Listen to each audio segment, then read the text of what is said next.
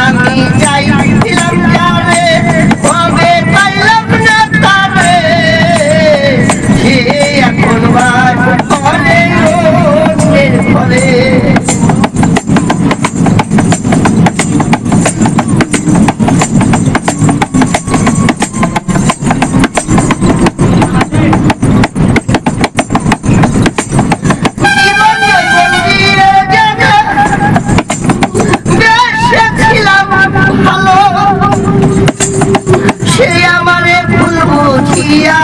দূরে সরে গেল আমার কপালে নাই সুখ